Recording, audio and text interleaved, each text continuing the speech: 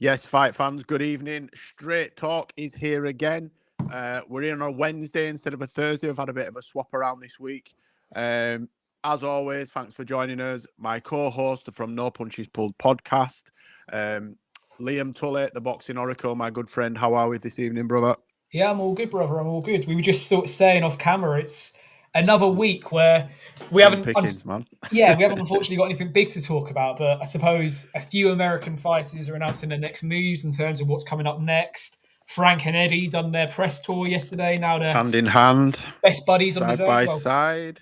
Frank literally holding the mic for Eddie. Did you see in a couple of them? He was I doing did, yeah. microphones. I tell you what I did like is when they played sound bites of them both slagging each other off whilst videoing their reactions. Yeah. Frank was just stoic and didn't really react. The odd snigger. Eddie looked like he wanted the world to swallow him up because he said some pretty shitty things really about Frank being a small hall promoter, and Frank never really sort of poked at Eddie. He only ever answered questions, whereas Eddie seemed to go out of his way to dig Frank out. But it's great that they've managed to get past it. I'm not buying it, to be fair. I'm not buying it at all. They're being forced to work together. So look, they're making the most of it. And if it makes big fights, we're going to discuss a potential cross-promotional fight later on in the show. But yeah, it was interesting to see the press tour rock up at TalkSport Studios. Yeah, look, we know why they're doing it. We know why Frank's moved to the zone. It comes back to their common mate in Uncle Turks over in Saudi. If Turkey didn't decide the first British promoter he wanted to work with was Frank Warren, Frank wouldn't have been in the position he was in to allow him to make the move over to the zone, if we're being honest. And yeah, look, it's for the better of British boxing because we're going to avoid some of the clashes like we had with the Donovan Crocker night and like we've had throughout the years. Yeah. Yes, we know Boxer are still out on their own, but hey, they're few and far between with themselves. Look, the bigger fights get made when promoters can work together. Evening, Antonio. I hope you're well, brother. Thanks for joining us. I just think that, certainly in my lifetime, and I've watched boxing sort of 40 years, some of the fights that went by because promoters just were warring with each other and they just won't work with each other. In a bygone era, TV networks would never work together. Not that they couldn't or wouldn't. They just did not. It was non-negotiable. We've got past that point now. Uncle Turkey seems to have blurred the lines between promotional outfits and they're all working together. We've got 5v5, which was, that format was absolutely fantastic. And I can't wait for the next one. It sort of, I don't think we'll ever get one as good as the first. It's like a sequel of a movie. They're never ordinarily as good as the first one. They seem to sort of put all their eggs in the original basket just to see how well it would do. And I think it superseded anybody's expectations, certainly mine. I wasn't expecting the fights to hold up as they did. I'm excited for the next one, but, it's hard to see really who they've both got that in terms of 5 fights that could rival and certainly eclipse what they did in the original 5v5. What you got any thoughts on it? Yeah, I mean, you just made a really good point in Turkey is blurring the lines between promoters and Evening, everything DJ else. Pat. I mean, some people need to remember, because I've seen a couple of videos going around on social media this week ranking promoters. Turkey isn't a promoter. He is a facilitator. He is there with the big blank hired hand checkbook. with Yep, a bag of money. the promoters use. But Turkey Al-Sheikh is not a promoter. I've seen him put on 2 and 3 on some of these lists on He's YouTube. not a promoter. If Eddie and Frank stood back and said, right, Turkey, put fights on, he can't do it. No. He's not got a promotional license. He would not be allowed.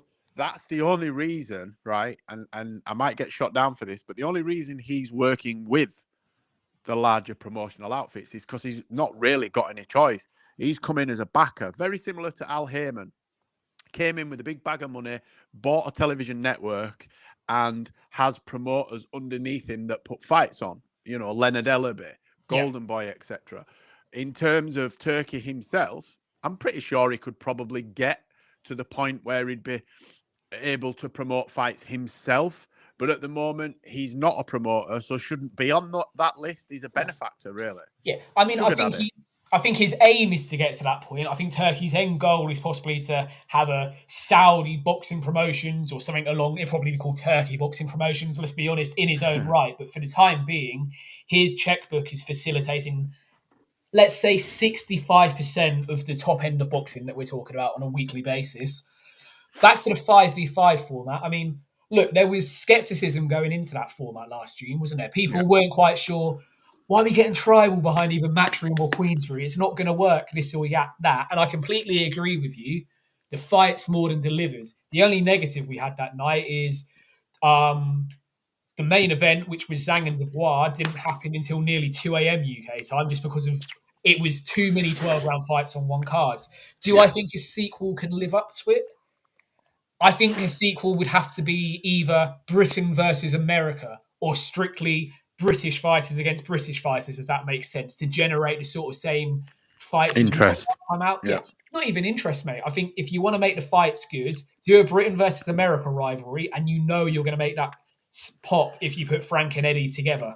Or you go, it can only be British fighters, be it world title fights, whatever you want to do on it, but it can only be British fighters. Then we'll see similar, but yeah, like you say, a sequel very rarely lives up to the first time rounds. No, and I thought the idea that I'd had was they draw out weight divisions. So there's 10 weight divisions. They put balls in a bag and they draw out 5 each. Do you know what I mean? And then they have to pick fighters from that category. So I don't know, welterweight, lightweight, and then that way, then they can't. I just think that would be a better way of putting it on them so that they can't, because what they'll do is they'll sit down and they'll go, right, well, I've got so and so, have you got anyone to rival him? Whereas if they get given weight divisions, evening Luca, thanks for joining us, brother.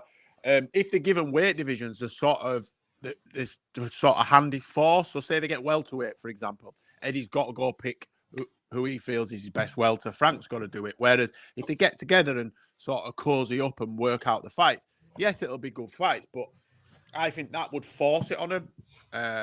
This guy, he came last week. This guy is obviously a fan. Send him a t-shirt, mate. Send him a t-shirt. I'll send you a t-shirt. If you inbox me, brother, I'll get you some merch out. Thanks for joining us, Sam.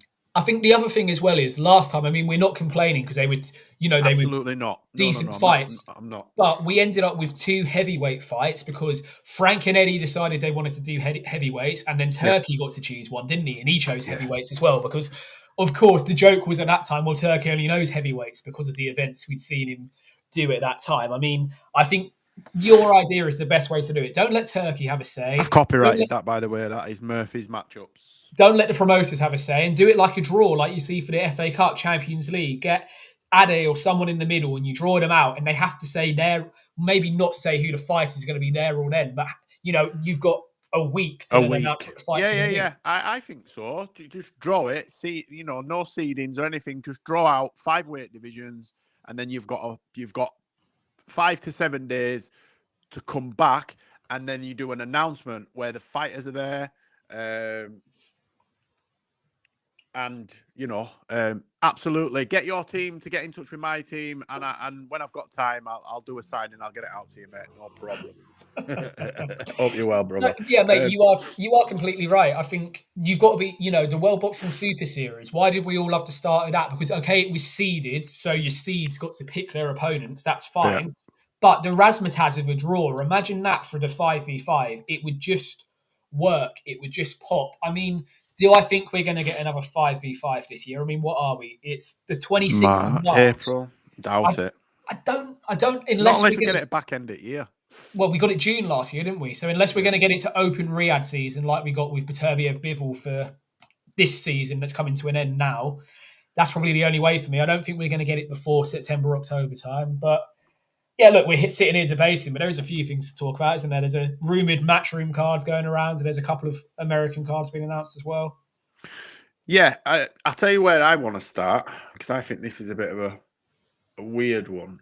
The Cuban heavyweight knockout merchant, allegedly, because we haven't seen him for pretty much 12 months since he beat Donny Palmer, but Lenier Pero, the Cuban unbeaten knockout merchant, apparently, I don't know how true this is signing, or he's in the process of signing with Matchroom, and I'm hearing on the I'm not hearing on the grapevine, dickhead. I read it that if Daniel Dubois doesn't fight Usyk, then his next opponent will be Perro. First, what do you think about that? And secondly, how do you think Joe Parker feels about that? I've got no problem with signings being made. We said it all along. We don't mind. Matchroom are in the position where they have the monopoly to sign fighters worldwide. It's just the way that Eddie Hearn, Frank Smith, etc. have done the brand now. Matchroom is a global brand, hence why they've had success in America. They're trying now to get success down under. If he comes straight in, though, and fights Daniel Dubois, look, I've said it all along. If Joe Parker isn't fighting Usyk next or Dubois next, it's not right. I mean, No. the Eddie and Frank press tour yesterday, they were talking about Joshua Parker. I mean, nobody wants to see that. Nobody wants to see it. The first fight back in 2017 was one-sided in AJ's favour. Now, yes, you can argue Parker is better now, but the reality is, unless there's world title belts on it, I've got no interest in seeing that rematch. And just to stop you there, but I don't believe that AJ has earned the right to fight anybody for a world title, right? Yes, he's a two-time world champion, but he's coming off a devastating loss, right? An absolutely devastating loss that he hasn't rectified and hasn't attempted to rectify. To give Joseph Parker to Joshua, because that's what they're trying to do. I don't believe it would go like that anyway. But Joshua hasn't done anything to earn that right. Yes, he's filled stadiums. Yes, he's done some big fights, but that's not enough, is it? That's like saying, Manchester United, for example, are not allowed to be relegated because of what they've done in the past, and they fill the stadium with 65,000 every week. That's irrelevant. It's about performances on the night or the day or whenever. And ultimately, Joshua needs to rebuild. I know he's of an age where he's not necessarily got the time to do a full rebuild, but he's got to get his toes wet before he jumps back in and starts swimming again. And it's unfair if he gets thrown straight back in at the top end for me. Anyway, back to your original point. I think we still haven't had, this comment covers it, we still haven't had a full explanation for what happened in Saudi, other than Don Charles getting more defensive than I've ever seen Don Charles get when he was questioned about it. And we spoke about this the other week, didn't we? This fanboy. Get with it, man. Do you not know this fan, man? This fan. I'm going to block him in a minute. But no, what's happened in Saudi, other than Don Charles kicking off when he was questioned about it, we've heard nothing. We've heard nothing from Dubois, nothing from Frank, nothing from anyone.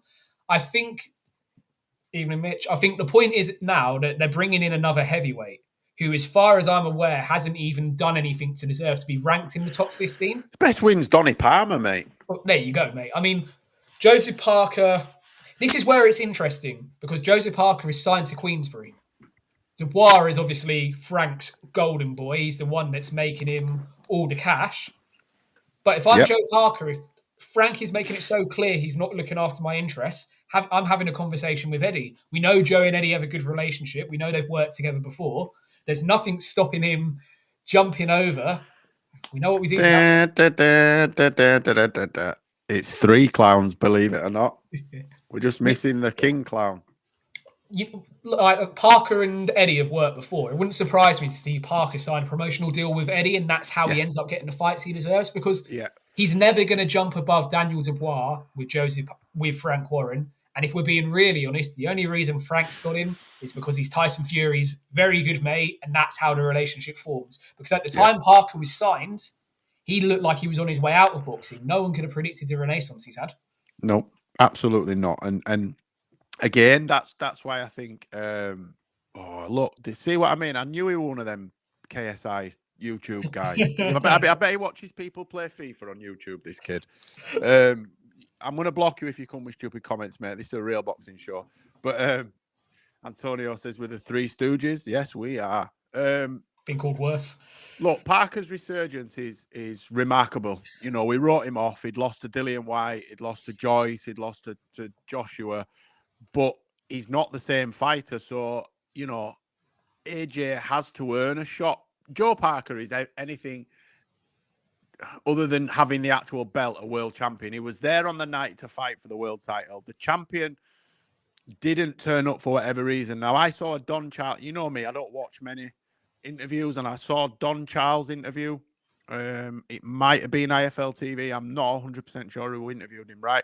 But wow, did he get defensive when he got pressed on Dubois, and it was like over defensive. I'll show you a doctor's note. We've got this, and we've got that, and we've got this, and we've got. Listen, if I want a week off work next week, I can get a sick note tomorrow from my doctor for mental health, bad back.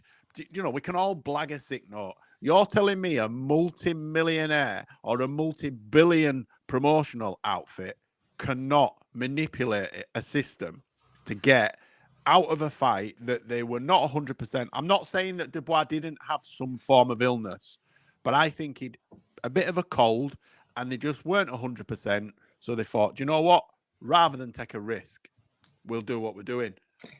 I knew we were going to come back to me at some point with this comment. Yes, I am a 50-year-old YouTuber, my friend. 48-year-old YouTuber, I'll have you know. And this is the thing, mate. I mean, we've come away from Perry here, who, by the way, I'm glad Matchroom has signed him. But why aren't we talking about him maybe fighting someone on Joshua's level? Do you see what I mean? I was just going to say that. Putting him with AJ. That's where you want to go with him. Joshua, Atalma, someone on that level. Fabio Wardley to bring in a fighter that isn't just with Matchroom. Someone on that level who, if he wins, then you go, oh, right, okay, how about Joseph Parker? How about Hrgovic? Because we all think he's going to dismantle Joyce next week. Him jumping straight in for a world title fight doesn't sit right with me. We want to see him grow. We want to see him develop. And you think Eddie may have learned something. He signed Several Matisse. He got him the world title shot. He won a vacant belt, and then he lost to Liam Harrow in his first defence, which, when you think about it, was not part of the Puerto Rican script. So you would hope Eddie's learning his lesson with bringing these fighters on board and rushing them too soon. Well, look, right, this is his record, right? His record is 11-0, right? BoxRec have got him as inactive, okay? So his debut, let's stop me when you recognise one of these names. Maskim Padura, Artur Kubiak, Pavel Doshilov, Jose Alejandro Arias, Duma Carrascal, Giovanni Brunzon, Hector Perez, Joel Cordy, Victor Vickrist, Guillermo Rumen Andigo, Donny Palmer. Donny Palmer's the only one I've ever heard of. And Donny Palmer's the only one I've heard of as well. And Donny Palmer's crap, right? He's fought nobody other than Giovanni Brunzon with a winning record. Everybody else has got, Vrickhurst had a winning record. But let's have a look. That was in Feb 23. He's now lost one since as the Ukrainian. He's fighting Rydell Booker next. So that shows you the level he's at. So, yeah, this kid's done... If this kid was an Olympic gold medalist that had turned over and he was tearing through the weight division, then you could justify it, maybe. But maybe, I commented the century, apparently, from this fan. You're not going to justify him going straight into a world title fight to me on any level. Interim, full, you're not going to justify it. He needs someone like a FA Jagger. He needs a fight, man. Yeah. He needs a fight first. Sam's saying the exact same thing here. There's no way that AJ deserves a fight. The only reason he's getting a fight is because he's Eddie's boy. If this was any other heavyweight that was coming off, let's not beat around the bush. He got the dog shit beaten out of him by Dubois. It wasn't a lucky punch. It wasn't he caught him unawares or he eked a points decision. He battered him from pillar to post. There was one stage in that fight where AJ caught him and his leg buckled a little bit. And within 30 seconds, he was face down, ass up, right? He needs to find his way back in for me to justify or warrant a fight of that level or that magnitude. Let's call this another way. The last time Anthony Joshua won a world title fight was the 12th of December 2020 when he beat Kubrat Pulev. Since then, 25th of September 2021, lost to Usyk. 20th of August 2023, lost to Usyk again, and then he lost to Dubois at Wembley on the 21st of September last year. He's lost 3 world title fights in a row. Like you say, no other fighter will be getting that chance. Him and this Cuban kid that's been signed. Makes sense. Him or Bacoli, as our super fan here has said, makes sense. But look, we know the fights we want to see, and Frank said himself that the chances of us getting Usyk Dubois at Wembley in the summer, I think he went as far as saying it's 70-30 in favour. I want to see that fight. Yes, it's still shitting on Joseph Parker from a great height, but if I'm going to see Dubois in any other fight, I want it for the belt. So I don't want it against some other hand-picked opponent or an AJ rematch. If it's not Parker, it has to be Usyk for me. It's just, it was so simple 6 months ago, this. All the fights to make, it was so simple. Yep. And then it's just become a cluttered mess of shit that AJ is now involved in. AJ shouldn't be in this conversation, to be honest. The conversation should be Usyk, Parker, Dubois. That's the conversation. Caballel, because he's got an interim. Because he's got the interim. He's got those four. Right. Round robin, 2 semi-finals, finals, face each other. Whoever faces whoever. Dubois, Caballel, Usyk, Parker, whatever way. I just don't want to see Parker, Caballel. I believe that Usyk and Dubois should be kept away from each other. They get rid of the other interims, and then they have the unification at the end. But Eddie Hearn will manipulate the system in some way, shape, or form. We're probably going to see AJ versus Dubois at Wembley in the summer. I would not be surprised. Honestly, I wouldn't. I wouldn't be surprised, but I hope it's Usyk and Dubois. So do I. Anyway, moving on. Keyshawn Davis. So it's been announced that he will face Edwin De Los Santos on the 7th of June. What do you think about that fight? I think that answered my question. Look, if he's getting his first defense out of the way so he can move towards another champion or Andy Cruz or something later in the year, fine. Get a fight out of the way, get a defense out of the way so you're not putting so much pressure on your first defense, then move on to something big. However, if this is going to become similar to Shakur Stevenson or similar to Boots Ennis before he got the Stanionis fight or other champions, I'm not a fan of it. So I'm going to reserve full judgment until we see what he does afterwards. Look, this is a routine first defense that's over inside the first 6 rounds for me. Yeah. That's how highly I rank Keyshawn Davis. I'm just buzzing we're seeing him out again so soon after. I am. I thought it was going to take a while off, but he's going straight back in there, which I like to see from champions. He's hungry. He said he wants all the belts. He wants all the fights.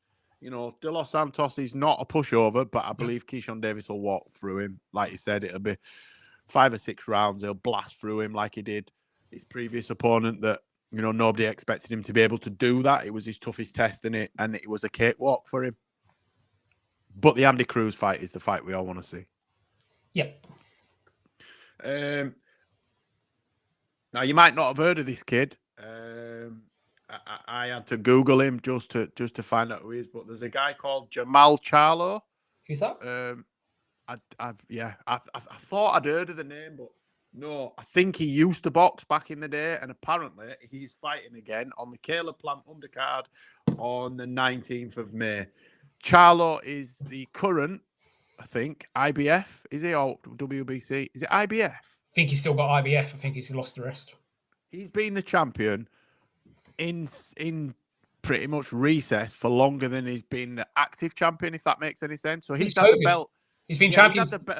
No, but what I mean is when he was active as the champion, he's been the champion inactive longer than he's been an active champion. That belt's gathered more dust than anything. But look, apparently, Charlo, 33-0, 22 KOs. He's 35 in May. And he is fighting on the Caleb Plant undercard, apparently. You know, I don't know what to think about it, man, because it's been that long since he fought. Is it 2.5 years? 2 years? Longer than that. Yeah, closer to 3 years, I think, mate. I have very little interest in even entertaining the fact that he's supposedly fighting until I see him on a set of scales the day before a fight. He's got so many serious issues in his life, mental health, different things that he should be focusing on before he even thinks about getting back in the ring, if that makes sense. So Jermaine, that's the kid. There we go. So until I see him on a set of scales, facing off with an opponent today for a fight, I kind of don't want to entertain it because he's had a lot of false dawns. He's had a lot of issues that he's had to overcome. If this is the journey back for him, fantastic. Fantastic. We want to see the talent back in the ring, but let's temper it until we've got him to fight week for me. Yep, I totally agree. Navarrete, you said. I think you said Navarrete's got a fight booked. Yeah, so Navarrete, let me just get it back up. Navarrete's next defense of his WBO belt is confirmed against Charlie Suarez on the 10th of May. Look, we said it last week when we were talking about Navarrete. We hoped once he got the rematch with Valdez out the way, he would move on to bigger and better things. I feel the same as I do about the Keyshawn fight when it comes to this, with the only caveat being I don't believe Navarrete will move on to bigger things afterwards. I think he's one of those people that's quite happy holding on to his one belt and just fighting who's given to him, either mandatories or picking someone out from the top 15. I do wonder how much he has the hunger and the fire to push towards the unifications. It's sad because he's wasting opportunities, and time is slowly going away. But look, we'll be there. We'll be watching it. The WBA have ordered Tsutsumi versus Vargas. I don't know if you've read that anywhere. I read that this afternoon. I've seen that this afternoon. WBA have ordered that fight. So I think that fight has to take place before June, I'm hearing. I don't know where and I don't know when. Do you know any more about that? No, I've only seen what you've seen, mate. It's a cracking fight. I'm all for seeing it, and it's not very often you hear the words WBA and have ordered that you get something decent, really, is it? So not really, no. What's this comment from Pat? It seems like Turhan will be up in May, probably in the copper box. Then the WBC will announce a purse bid for a mandatory fight, and Matchroom will win it, and Boxer will withdraw from the fight. Can you give me next week's lottery numbers then? Because that seems very specific. Have you got some inside information there, Pat? Couldn't comment. I don't know. We will have to wait and see. Strange one. Here's a strange one for you. Ramala Ali, the female fighter, the British girl. She recently lost the world title. She signed with MVP Promotions. MVP are making some moves in female boxing, aren't they? They've got Baumgardner, for whatever we think about. They've got Ramla Ali. They've announced 3 or 4 others. Here's one for you then. Do you think we will ever see Boxer and MVP work together for an all-female card? Do you think that's what we may see? Because Boxer seem to have cornered the female market certainly in the UK. What do you reckon? They might have to, because who has some of the best female fighters in? Not disputing it, Pat. I was just didn't know enough about it, to be fair. Who has some of the best female fighters in the UK? Boxer. MVP is slowly getting there for the rest of the world. At some point, it's going to become almost an offer that's too good for Shalom to turn down, because he needs fights, he needs money, he needs to please his contracted employer, which is Sky. So I see him doing the dance with the devil that is Jake Paul at some point, and we all have our opinions on Jake Paul, but he's a marketing genius. He's working the marketing angle of female boxing perfectly. He tested the waters with Serrano, didn't he? Everyone wondered why he signed Amanda Serrano. This is now why. He wanted to test the waters, see how it was perceived, see how that market works in real boxing, away from his scripted phony shit that he's doing over here. And now he signed another 4 female fighters that he's hoping to bring through. I think next year a 5v5 between Boxer and MVP is inevitable. Yeah, I mean, I don't reckon Ali's that good, if I'm honest. She had a tilt at a world title and was, not soundly beaten, but she lost the fight. Matchroom didn't know where to go with her. They've dropped her, and MVP have picked her up. But she's either going to be cannon fodder, or, like you said, he's going to look at making some big fights off the back of her. What's Pat saying? They've got Baumgardner as well, Luca, that took her out of a week. Dina Thorsland is a big name here. The MVP signed. Yeah, that's the other one I couldn't think of. She needs to fight in the US more. And Thorsland is pretty good. She's really good. Forsland's the name. Out of the ones they've announced today, Forsland's the name. She's the one that made me go, that's the one I stood up at. I mean, look, MVP, their legal battle with Eddie Hearn and Matchrooms in court in a couple of weeks. Let's see. No one said that, Luca. Sorry, we never said they'll do a 5v5. I just said, do you think they'll work together? If I said 5v5, that's me getting carried away. I think they will Yeah, work I don't together. think they'll do a 5v5. I just think they'll have to work together at some stage, or will want to work together. It's good for boxers in terms of international coverage, certainly, and a different audience, because MVP have got an audience that none of the other promotional outfits have got, which is the sort of the YouTube generation, the younger generation. I don't want to say all younger, but they've got a different audience, haven't they? A slightly different audience. I think we're going to find out how serious MVP are, like I say. Once their court battle with Matchroom's over in a few weeks, if it gets found against them, we'll see how heavily their wrists are slapped. We'll see how much hunger they still have, other than being a wind-up merchant like Jake Paul is. Yeah. But I think it's good for boxing, mate. I think it can only help. Taylor Serrano free, regardless of what we think about the fact we're seeing it for a third time, is going to be another fantastic female event. I say we'll get Baumgardner and at least two of the other females they've signed on this card. May try and do an all-female card for all we know. Yeah, look, it's the right move for boxing, and MVP, where some promoters are taking their eyes off the ball with female boxing because of the Saudi money, they're only coming on stronger. Yeah. There's the fight for AJ. Stick him in with that knobhead. He called for it this week. He did. So stick him in with it. Let him get his face filled in. Imagine if he knocked out AJ. My God. He could, to be fair. I mean, there's a chance. AJ's chinny. If they pay AJ enough to take a dive with the scripts, then it will happen. Okay, well, look, slim pickings, Liam. Have you got anything else any subjects you'd like to broach, anything you'd like to discuss before we call it a night? It's a short one this week. It's the slim pickings on headlines, but you got anything you want to get off your chest? Just one more thing from yesterday. Matchroom have won the purse bids for Galao Yafai and Francesco Rodriguez Jr. for the WBC interim world title. So the winner will face Taraja. So that's been announced for. It looks like it's going to land in Birmingham. And I saw some other fights that have been rumored for that card today, which I can't see now. But it looks like it's going to be Conor Walker's first British title defense. It looks like they're going to do a decent card in around June time for that. Let me see. That'd be fantastic, certainly for Yafai, because I wanted to see him straight back out off the back of that performance. Who's rumoured to be on that card, mate? 3 fights they've talked about: Yafai Rodriguez, Peter McGrail and Shabazz Massoud, and Conor Walker and Liam Taylor. McGrail Massoud is a right fight, isn't it? McGrail hasn't fought, has it? He has, but he was supposed to fight the guy that has disappeared. He who cannot be named, I think. There you go.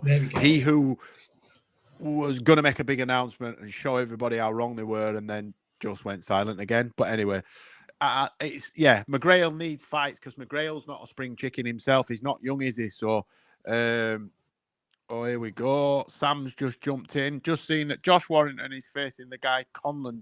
Oh my gosh, the Indian guy. No. How's he got another fight? Well, I mean, good luck to the kid. Oh, God. Warrington will beat him. Warrington will stop him. Mate, that Easter Saturday card has just taken even more of a nosedive.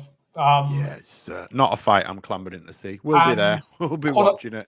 Conor Walker, Liam Taylor, which is also another fight I'm interested in seeing. Liam Taylor's long overdue a shot, and he was overlooked in favour of Conor Walker getting his title shot against Henry Scarf, so I'm quite excited to see that.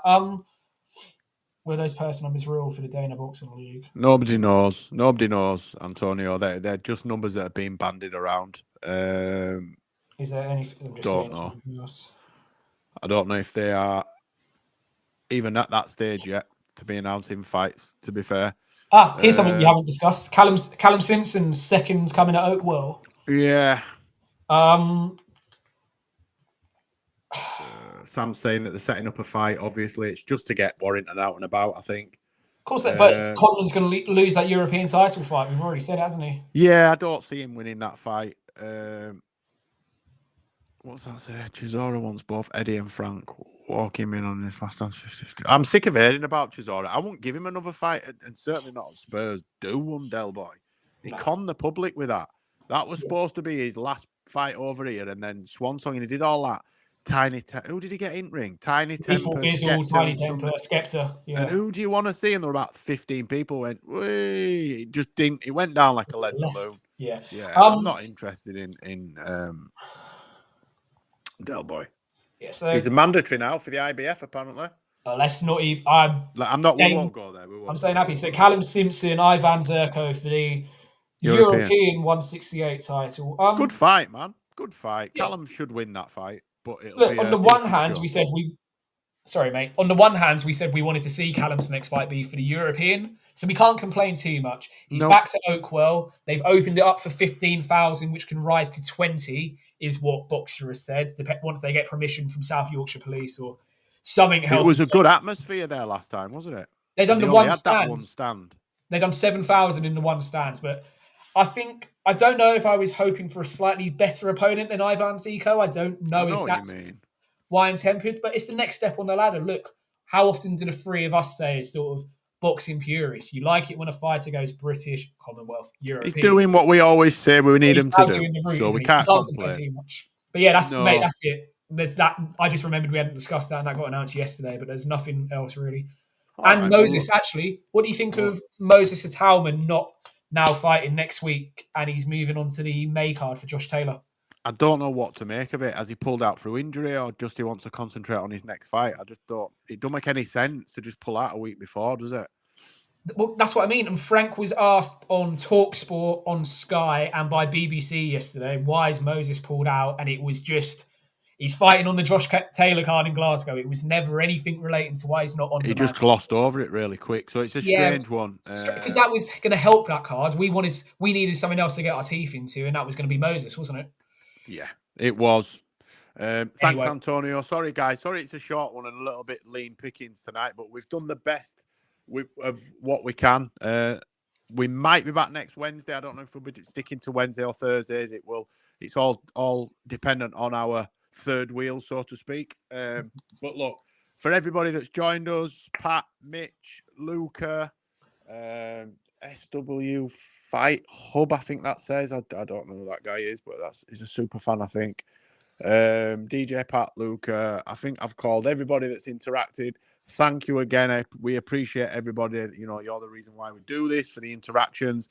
As always, you can follow me, Jay's Fight Talk, on all socials. Liam_Tully 9 on X. You can catch Liam's Fight Night Picks. The latest episode with Chilltown Boxing went live at about 11 a.m. this morning over on Jay's Fight Talks YouTube channel. You can find it on my X page, Liam's X page.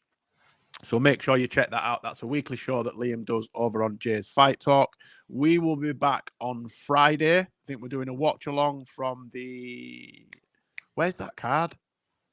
The Vong and Flynn. Altrincham Ice Rink, yeah. So we'll be live on Friday. We'll be live in the early hours of Sunday morning. We're not sure what time because the clocks go forward or back or left or right. God knows what time, but we will be there watching Mayor Ryan 2. So as always, like, comment, share, and subscribe. Thank you, everybody, for joining me. Liam, thank you. I will see you all soon. Keep Pleasure, punching. brother. See you later, everyone.